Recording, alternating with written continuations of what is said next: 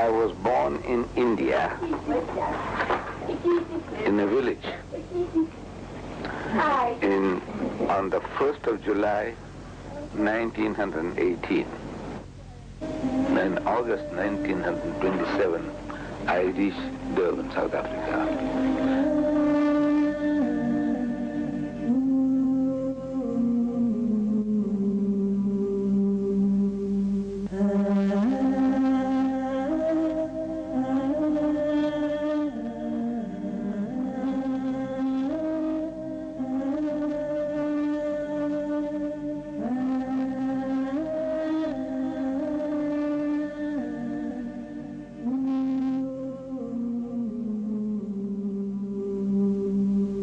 This is the Madrasa Arcade in Durban, South Africa. The curious narrow alleyways of the Madrasa Arcade are familiar to Yaqub Mehtar.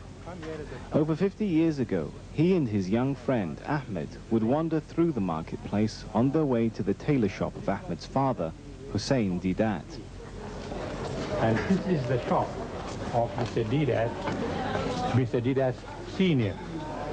9-year-old Ahmed Deedat moved to Durban in 1927 to join his father Hussein, who had settled there a few years earlier.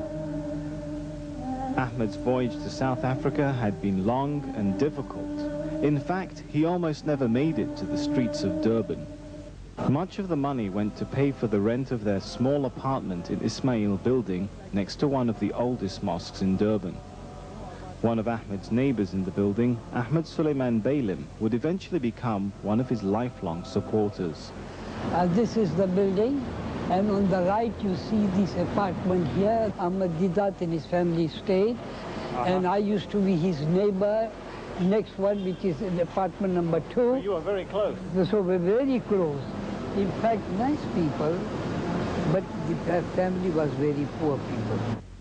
Ahmed enrolled at the Anjuman school, where he was in Standard 4. It was the first time he had seen the letters ABC and heard the words yes and no. In 6 months' time, however, he had learned English and became the top of his class.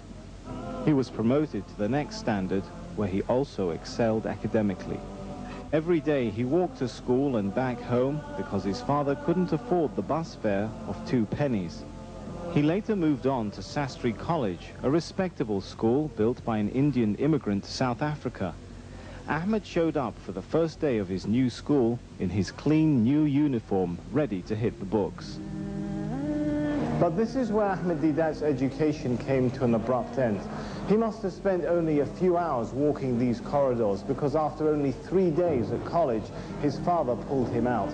Financial considerations put an abrupt end to him furthering his education. His mission was outside Durban in the rolling hills of rural South Africa. Ahmed took a job in a country store called the O.N. Mohammed shop.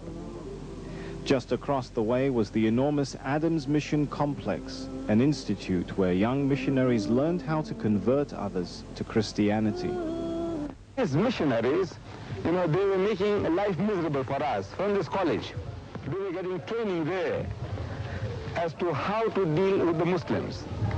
And as they came to do their shopping here, they asked us questions. Criticism, actually. It says, Muhammad has so many wives. I knew nothing about that. It says, Muhammad spread his religion at the point of the sword.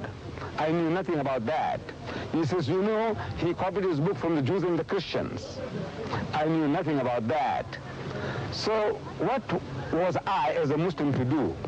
I had a natural urge for reading.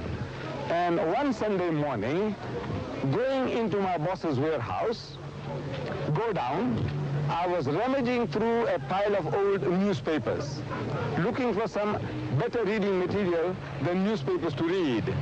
And as I was looking for such a material, I came across a worm-eaten book.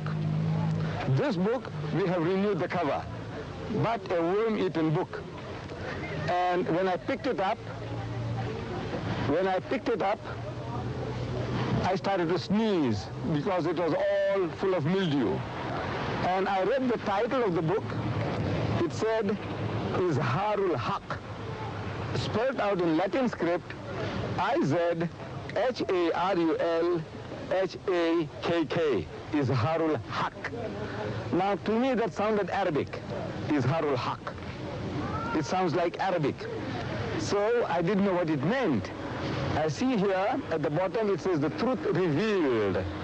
This was a very old publication, printed in 1915 in